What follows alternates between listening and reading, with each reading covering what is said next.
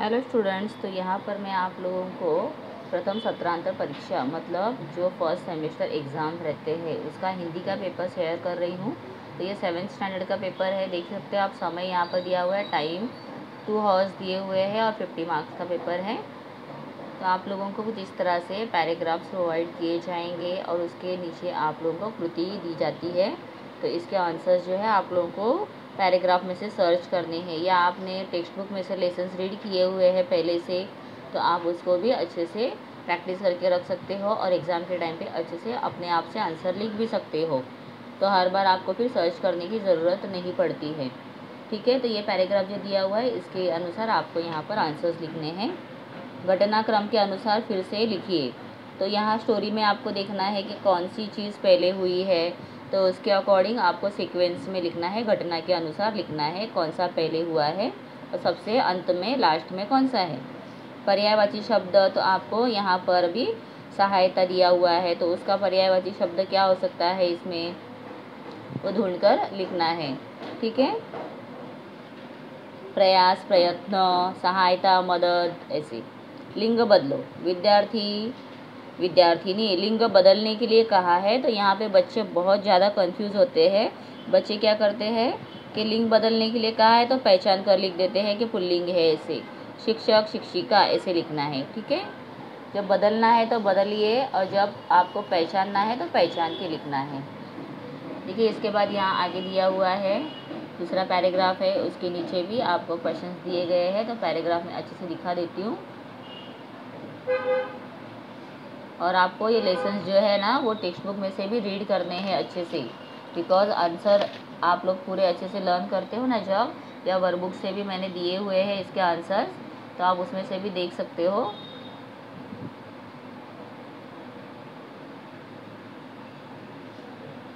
विराम चिन्ह डालकर लिखना है, तो आपको फुल स्टॉप देना है। एक ज़माना था जब मेरे यहाँ बहुत खुशहाली थी, तो ज़माना था उसके बाद कॉमा आएगा। तो इस तरह से हमें करना है, या आपको ये सेंटेंस ना ऊपर ढूंढना है और उसमें से कैसे लिखा गया है वो देखकर फिर से करना है। देखिए, यहाँ पर वो सेंटेंस है, कॉमा दिया है, हाँ वो हो गया है। उसके बाद देखिए, स्वमत लिखिए। तो मेरा गाँव, इस पर आपको लिखना है। तो मेरे अगर आप वीडियो देखोगे तो उसमें ये मैंने आंसर्स दिए हुए हैं। चलिए, उसके बाद यहाँ पर है कविता, बंदर का धंधा जो दिया हुआ है उस कविता से आपको क्वेश्चन आंसर्स दिए हैं। भालू की बीमारी क्या थी, पद्यांश में आज पशुओं का जिक्र है, तो कौन कौन से एनिमल है वो नेम लिखो। एक वाक्य में उत्तर लिखो। एक दिन बंदर के हाथ क्या लगा, टूटा फूटा आला लगा। जो डॉक्टर गले में पहनते हैं ना उसे आला कहते हैं। कुछ बच्चों को यही पता नहीं होता है कि वो क्या है। सही गलत लिखो। बंदर के हाथ कुर्सी मेज़ लगा, तो गलत है क्योंकि आला लगा था। भालू बीमार था, तो ये सही गलत आपको ढूंढ ढूंढ के लिखने हैं। और ये सारे लेसन्स के ना workbook question answers text book पे सारे मैंने आपको वीडियोस में दिए हुए हैं, तो आप प्लेलिस्ट में जाकर भी देख सकते हो।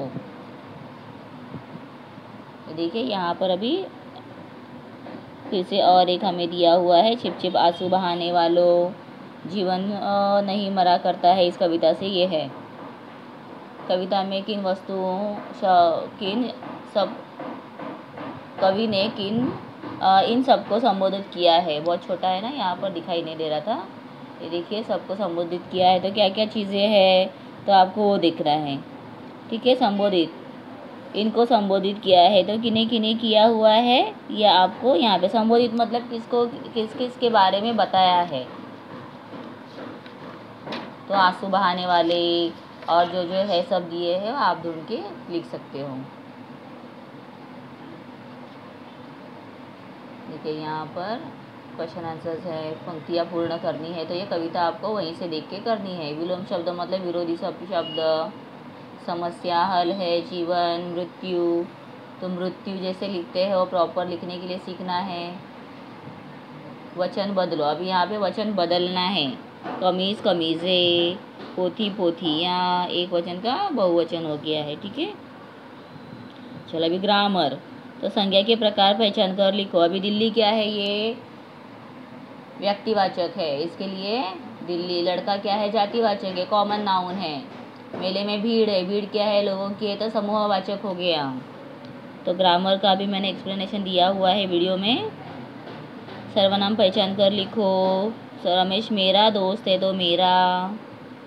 वह पुस्तक पिताजी पढ़ते हैं, वह, ये सर्वनाम है सब। विशेषण के प्रकार, अभी यहाँ पर देखो, पेड़ पर 4 पंछी बैठे हैं तो संख्यावाचक विशेषण है। आकाश बहादुर लड़का है, बहादुर कैसा है ये, तो ये गुणवाचक विशेषण है। मुहावरों का अर्थ लिखकर वाक्य में प्रयोग करो।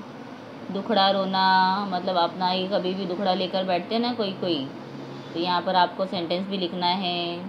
हमारे पड़ोसी चाचा हमेशा अपना दुखड़ा सुनाते हैं या दुखड़ा रोना रोते हैं। दाव पर लगाना, किसी भी परिस्थिति में हम क्या करते हैं, जीवन को दाव पर लगाना। कुछ लोग बिना सोचे समझे, या हम लिख सकते हैं कि सिपाही अपने जीवन को दाव पर लगाकर हमारे देश की रक्षा करते हैं, मतलब अपने बारे में सोचते नहीं हैं। ठीक है, यहाँ पर वो लिखना है। क्रिया पहचानिए। शिक्षक ने छात्रों को पाठ सिखाया, कौन सी क्रिया है, सिखाया, तो दैट मीन्स भूतकाल। गायक ने लोगों को गाना सुनाया, तो इसमें की क्रिया पहचानिए, तो पाठ सिखाया, ये क्रिया है, काल नहीं पहचानना है, तो पाठ सिखाया, तो सब क्रिया कौन सी है, सिखाना।